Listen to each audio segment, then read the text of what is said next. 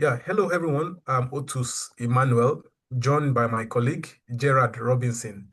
Today we are presenting a strategic growth plan for Brolin Fresh Food centered on one core goal, generational sustainability. And in this presentation, we will walk you through key challenges Brolin is facing, the root causes, and a focused action plan that leverage market data, financial insights, and innovation to move the company forward with confidence. On the slide 2, executive summary. Now, Brolin is under increasing pressure in a competitive grocery market. Margins are tight. Digital sales are stagnant at just 1.1%, and the company is not fully tapping into new growth markets. So our proposed strategy is simple but very powerful. Now, our proposal is that first is to expand into mid-sized, fast-growing cities.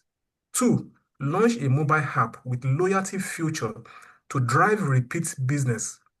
Thirdly, introduce branded meal kits using fresh in-store inventory.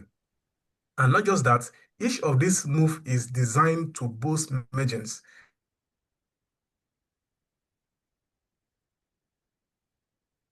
ensuring that the company remains firmly run and future ready. On this next slide, I will begin with financial reality. Now, Brolin operating margin is currently around 2%, which is well below competitors. Walmart at 3.86%, while Sprout at 10.1%. This gap actually very matters.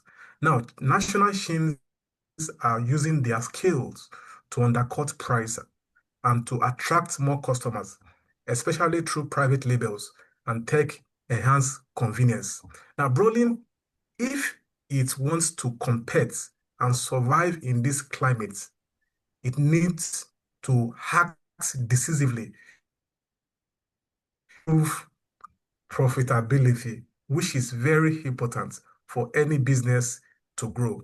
Now, on the next slide, situation assessment. This talked about the digital weaknesses. And now, another key major issue is digital underperformance for Sprouts Food. Now, today, less than 1% of Brolin total revenue comes from online sales, compared to that of the broader US grocery markets that have about 43% billion in e-commerce sales as of last year alone. Now, the company lack a mobile app, a loyalty system.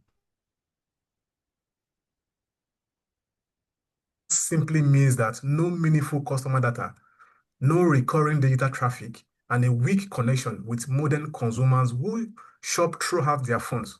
So this digital lag put Brolin at risk of falling further behind. And on the slide 6, we talked about the root causes and how to actually get them fixed. Now, we've identified two root causes behind this problem, and one of them is the absence of digital infrastructure. Brolin actually has customer data,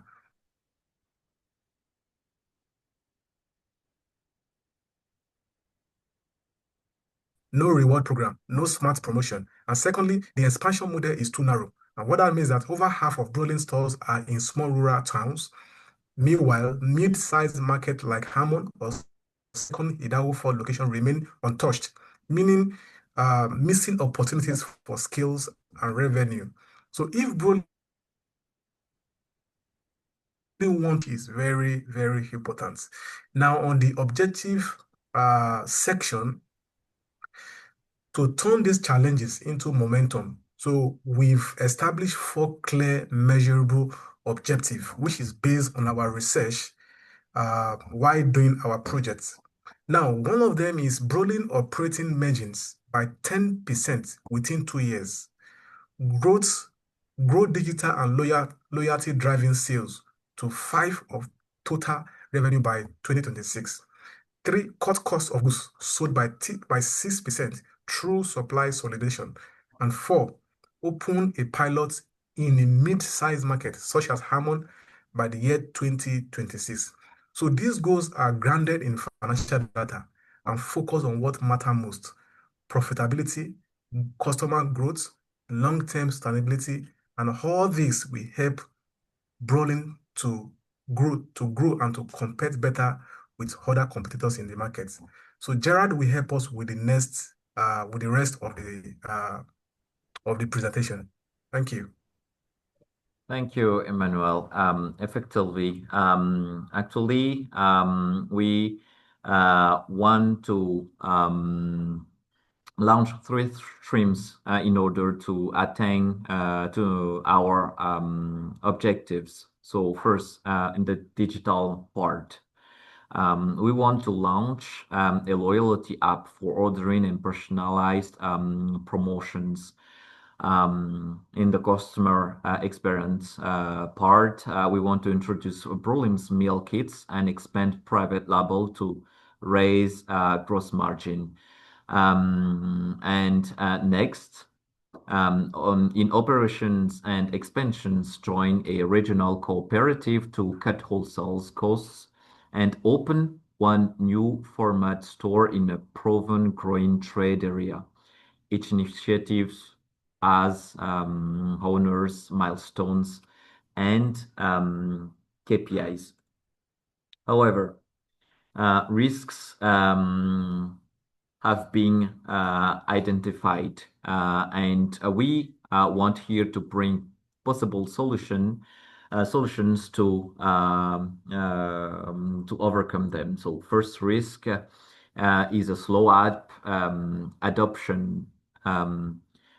Seed with instant value, welcome efforts fueled with partner perks and in-store QR sign-ups to encourage customers to adopt the digital solution. Second risk is supplier delays. And then we would find local vendors miss delivery deadlines. So we would standardize prep and rotate top sellers in order to never have those delays. Third competitor price wars, like with Walmart or Sports that would likely lower their prices aggressively. Then we would reinforce local loyalty programs, highlight fresh and local value in all communication. So, well, we've done deep with some financial analysis and market data. So here's the sizing. 170 millions of revenue base at 5% digital, that's a plus 8.5 million annual sales. If we increment digital solutions with COGS around 80 millions at 6%, cooperative saving equals, the saving would equal around $4.8 million per year. Private label and meal kits shift mix toward higher margin too. Together, these moves support our 10% margin improvement objective within 2 years. Industry data also shows grocery growth and strong margin for format that combine fresh private label and digital loyalty. The takeaway is simpler: customer reward, confidence plus value. Our plan brings both without abandoning Brolin's community feel. And at the conclusion of our presentation, we would say that Brolim's is trusted and lean, but pressure from national chains and digital leaders will intensify. By executing phased digital upgrades, targeted product innovation, and smart market entry in the next 12 to 18 months, we protect margins now and set up durable generational growth. We are ready to pilot, measure, and scale. Thanks, everyone, for attending this presentation, and we are ready to listen to your questions.